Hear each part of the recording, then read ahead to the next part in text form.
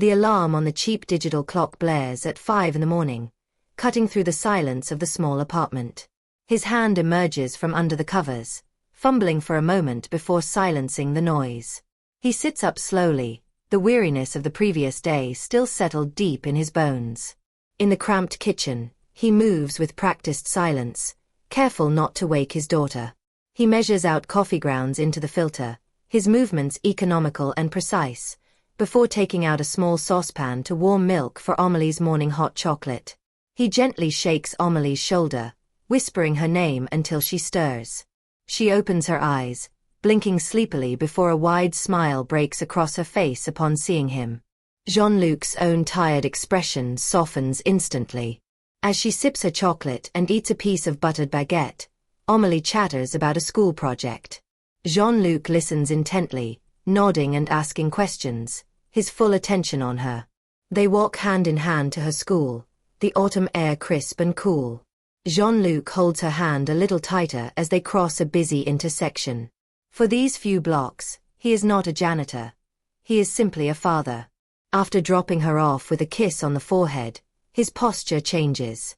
His shoulders slump slightly as he turns towards the metro station.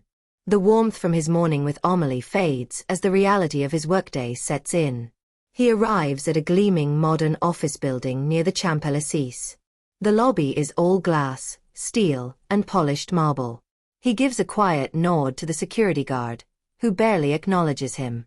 He pulls on the faded blue jumpsuit, and it's like putting on a cloak of invisibility. He gathers his cart, stocking it with chemicals, cloths, and bin liners. The squeak of the cart's wheels echoes in the concrete hallway. The office is already buzzing with activity, the air thick with the scent of expensive coffee and ambition. People in sharp suits stride purposefully down the hallways, talking loudly on their phones. No one makes eye contact with him. Sylvie walks past him, her heels clicking sharply on the floor. She doesn't alter her path, forcing him to pull his large cart back abruptly to avoid a collision. She gives a slight, annoyed sigh but never looks at him. Two young male employees stand by the coffee machine, laughing at a joke on one of their phones. They glance over at Jean-Luc as he wipes down the counter near them, and the laughter is followed by a shared, dismissive smirk. He carefully mops a small spill near a row of desks. His presence is ignored by everyone, as if he is just another piece of furniture, a silent fixture in their ambitious world. His jaw tightens as he overhears Sylvie complaining loudly on a call. The sting of the casual disrespect is sharp and immediate. He focuses his gaze on the floor, his knuckles white as he grips the mop handle. He retreats to the sterile environment of the men's restroom to clean. He scrubs the sinks with unnecessary force, the physical exertion a small outlet for his frustration. He catches his own reflection in the mirror, a tired man in a faded uniform. To push the feeling away, he pulls a small, creased photo of Amélie from his wallet. It's her school picture, her smile wide and gap-toothed. He looks at it for a long moment, his expression softening. Later, while cleaning the glass walls of a conference room, he watches a meeting inside. He is on the outside looking in, a silent witness to a world he will never be a part of. A young intern drops a stack of papers, which scatter across the freshly mopped floor. The intern groans in frustration, glaring at the wet floor and then at Jean-Luc, as if it were his fault. The end of the workday approaches, and the office begins to empty. The frantic energy of the day subsides, replaced by a growing quiet. He continues his methodical routine in their wake. Soon, only he remains. The office is dark except for the security lights and the glow from the city outside. In the emptiness, he feels a strange sense of peace and ownership. Jean-Luc exits the metro, the evening rush having long since subsided. He walks with the steady, unhurried pace of a man whose work is done but whose responsibilities are not. The air in his arrondissement is different. It smells of home-cooked dinners and damp leaves. He stops at a small neighborhood épicerie, the bell above the door chiming softly. The elderly owner greets him with a warm, "Bonsoir, Jean-Luc." In this small shop, he is a person, a neighbor. He picks Amélie up from the apartment of an elderly woman, Madame Dubois, who lives 2 floors below them. Madame Du Bois tells him Amélie helped her sort her knitting yarn. Amélie beams with pride, clutching her teddy bear. On the short walk back to their own apartment, Amélie's steps are full of energy. She looks up at her father, her eyes shining with anticipation. "Is it time for the music tonight, Papa?" she asks. Miles away, back in the now silent office, Sylvie's phone buzzes on her bedside table. A calendar alert flashes on the screen. Presentation, 8 a.m. A jolt of pure panic shoots through her. She lets out a frustrated cry, throwing her blanket aside. The thought of driving back into the city is infuriating. Her mind flashes with an image of Jean-Luc slowly polishing the lobby floors. The drive back through Paris is a blur of streetlights and annoyance. She taps her fingers impatiently on the steering wheel at every red light. She is a woman used to efficiency and control, and this disruption makes her feel powerless. She lets herself into the vast, dark office with her keycard. The silence inside is jarring compared to the daytime chaos. The clicking of her own heels on the marble floor seems unnaturally loud. Meanwhile, Jean-Luc and Amélie do not head home. They walk to a nearby bus stop, waiting under the orange glow of a street lamp. Amélie swings her legs from the bench, humming a little tune. The bus takes them several blocks away to a quiet, residential street. They stop in front of an old stone church, its large wooden doors shut for the night. Jean-Luc leads Amélie down a narrow, poorly lit side alley. He pulls an old iron key from his pocket and unlocks a heavy wooden door set low in the stone wall. The air that drifts up smells of cool stone, old paper, and beeswax. The room below is a simple community hall, clean but very old. Wooden chairs are stacked neatly against one wall, and at the far end is a small, low stage. It is a humble, quiet, and forgotten space, his sanctuary. Jean-Luc walks over to a corner and retrieves a long, black instrument case. He gently places Amélie in a single chair he sets up in the very front row, giving her a kiss on the forehead. He carries the case to the stage and lays it flat before unfastening the latches with a soft click. Inside, nestled in worn, deep red velvet, is a beautiful, dark wood cello, its varnish glowing under the single bare bulb. He sits on a lone wooden stool, positions the cello, and closes his eyes for a long moment. In that instant, the weary janitor vanishes, replaced by an artist ready to speak his soul. He draws the bow across the strings, and a sound fills the empty hall, deep, rich, and full of a profound melancholy. The music is everything he cannot say with words during his long, silent days. Up on the street, Sylvie exits the office building, laptop bag clutched in her hand. Annoyed and wanting to get home, she decides to take a shortcut down a side alley to where her car is parked. As she hurries through the dimly lit passage, a haunting cello melody drifts out from a basement door left slightly ajar. The music is so beautiful and unexpected that it stops her in her tracks. She approaches the door quietly, her expensive heels making no sound on the damp ground. She pushes the heavy door open another inch and peers into the dimly lit room. Her eyes first find the little girl with dark curls watching with rapt attention. Her breath catches in her throat and her eyes widen in disbelief. It is him, the janitor. Sylvie stands frozen in the alley, her mind unable to reconcile the man who mops the floors with the masterful artist performing before her. Sylvie lies awake in her bed, the silk sheets a stark contrast to the cold stone basement in her memory. The haunting sound of the cello plays over and over in her mind, a melody that has completely unsettled her world. Sleep does not come easily. The next morning at the office, everything is exactly as it was, yet entirely different.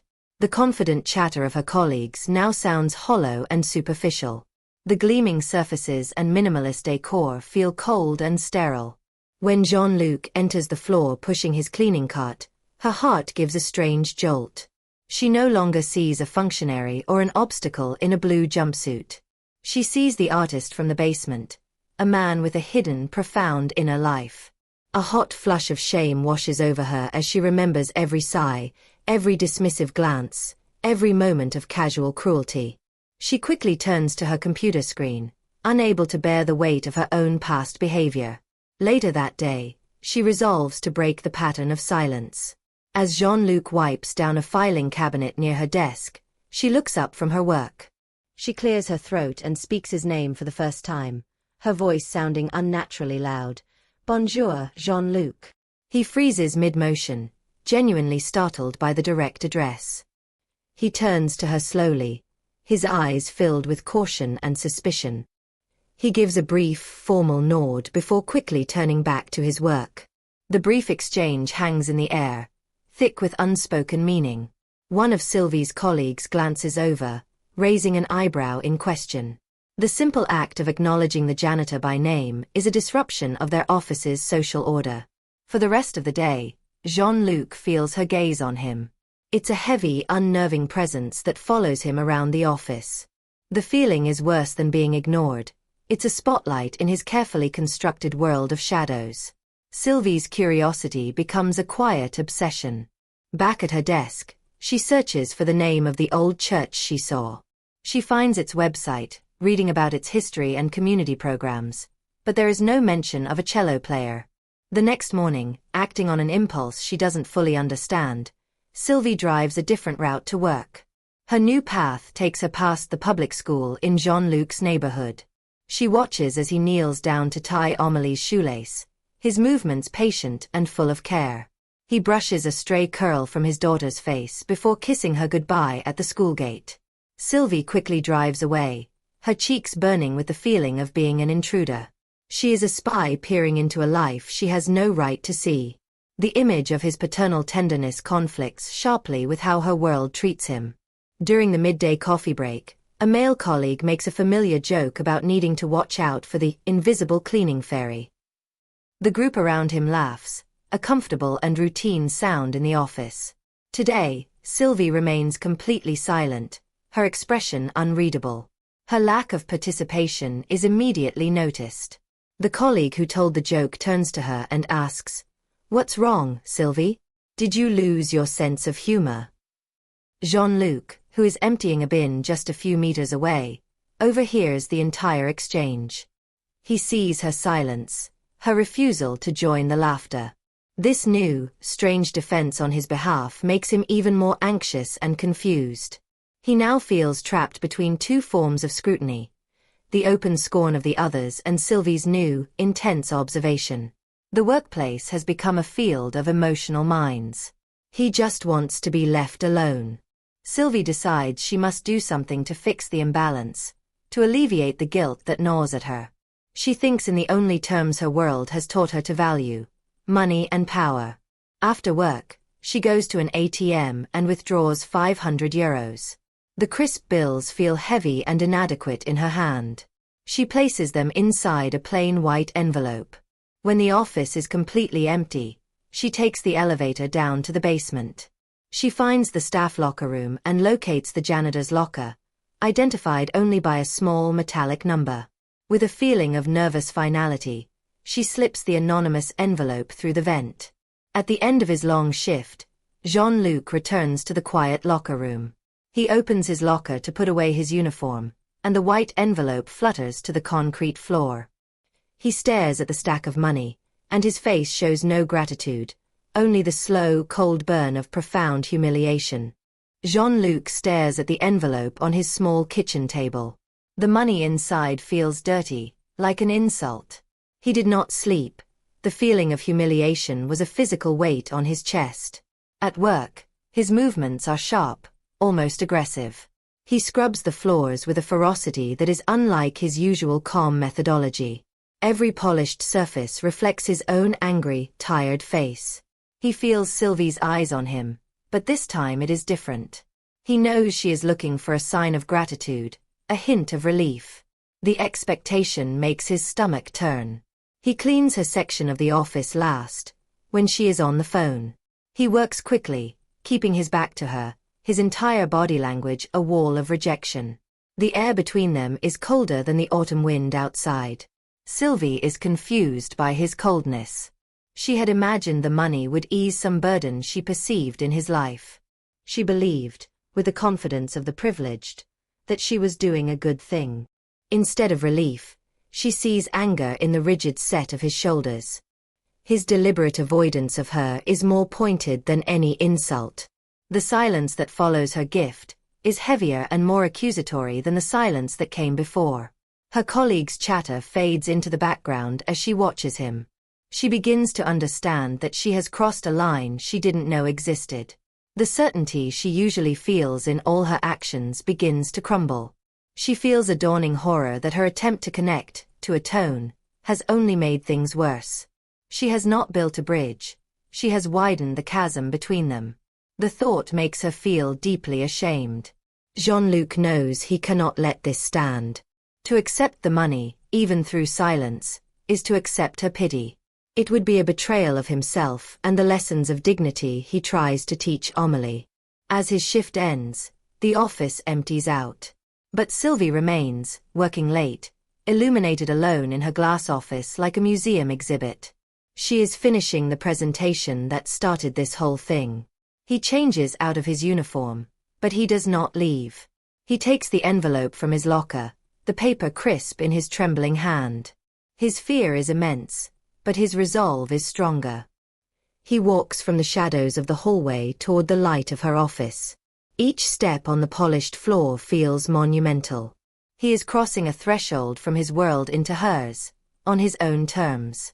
He raises his hand and knocks softly on her glass door. The sound makes her jump. She looks up, her eyes wide with shock to see him standing there, out of uniform, a civilian. He pushes the door open and steps inside without waiting for an invitation. He looks around her pristine office for a moment, at the awards on her wall and the expensive art. The air is thick with the unspoken power dynamic he is about to shatter. Sylvie opens her mouth to speak, but no words come out. He walks directly to her desk, his gaze steady and unwavering. He is no longer the timid man who avoids her eyes. He calmly, deliberately, places the white envelope on the polished surface of her desk, right next to her sleek laptop. The simple object lies between them, a symbol of her profound misunderstanding. "This is not yours to give, madam," he says, his voice quiet but resonating with absolute strength. Sylvie flinches as if struck. "My life, my daughter, my music. They are not problems for you to solve with money." He looks her directly in the eye, and for the first time, she sees the full, immense pride of the man she thought was simple. "I do not want your pity," he continues. "I want nothing from you but the dignity of being left alone." He holds her gaze for one more second, letting the weight of his words settle in the silent room. He has said everything that needed to be said. He has reclaimed his story from her. Without another word, Jean-Luc turns and walks out of her office, his footsteps echoing down the empty hall. Sylvie is left utterly alone, staring at the envelope on her desk. The power in the building irrevocably shifted. The next day, the atmosphere at the office is heavy with unspoken words. Sylvie sits at her desk, staring blankly at her screen. The money she tried to give away is now locked in her drawer, a source of shame. When Jean-Luc comes to clean her area, she doesn't dare look at him. She feels his presence, no longer as an annoyance or a project, but as a quiet force of dignity. She feels small in her expensive chair. Jean-Luc works with a restored calm. The anger from the day before has settled into a quiet, unshakable self-possession. He is polite to everyone, including her, but his politeness is now a boundary, not an act of servitude. The other colleagues notice Sylvie's subdued mood. They see her avoid the janitor. They misinterpret it as a return to her old snobbery, unable to comprehend the profound shift that has occurred. For a week, Sylvie wrestles with what to do. A simple, "I'm sorry," feels hollow and insufficient. Words are easy. Her actions had been deeply insulting. She knows she must find a way to honor the man she had so badly misjudged. She spends her evenings not on work reports, but on her personal laptop. She researches local community orchestras, music schools, and arts funding in Paris. She is not looking for his name. She is trying to understand his world. Her search is not an intrusion this time, but an education. She learns about the vibrant, underfunded world of community artists. She realizes that what they crave is not pity, but opportunity and respect. She finally finds something: an annual music competition for amateur musicians in the Paris region. The grand prize is not a large sum of cash, but a professionally recorded demo and a masterclass with a renowned cellist. This, she realizes, is the right path. It is an opportunity based on talent, an acknowledgement of his artistry. It is a gesture of respect, not charity. She prints the application form and the competition details. She places the papers in a large envelope. She does not write a note. The gesture must speak for itself. Anonymity is key to restoring the dignity she had trampled upon. Instead of his locker, she takes a different route. She goes to the main security desk in the building lobby. She asks the guard, a man Jean-Luc greets every day, to please pass the envelope to him at the end of his shift. By using a neutral intermediary, she removes herself from the equation. This is not about her forgiveness. It is about offering him a door that only he can choose to open. At the end of his day, the security guard hands Jean-Luc the envelope. He takes it with suspicion, his memory of the last envelope still fresh. He waits until he is on the metro home to open it. He pulls out the papers and his eyes scan the words, Concours de musique. His expression slowly changing from suspicion to surprise, and then to contemplation. This is not a handout. It is a challenge. At home, he lays the papers on the kitchen table. Amélie comes over and asks what it is. He explains it to her, and her eyes light up. "You're the best, Papa," she says. "You have to do it." Looking at his daughter's hopeful face, he feels his own hesitation melt away. He smooths out the application form. For the first time in a long time, he feels a spark of ambition for his music, for himself. Months later, the church basement is no longer empty. It is filled with people from the neighborhood. Madame Dubois, the shop owner, parents from Amélie's school. The room buzzes with warmth and community support. Jean-Luc sits on the small stage, his posture confident and serene. He is about to play in the final round of the competition. Amélie sits in the front row, clutching her bear, her face absolutely glowing with pride. Standing quietly by the door, half hidden in the shadows, is Sylvie. She wears a simple coat, no designer handbag in sight. She does not try to approach him or draw attention to herself. She is simply there to bear witness. Just before he begins to play, Jean-Luc's eyes scan the crowd and find hers. He gives her a single, almost imperceptible nod of acknowledgement, and she nods back. He then closes his eyes and fills the room with the most beautiful, powerful, and hopeful music he has ever played.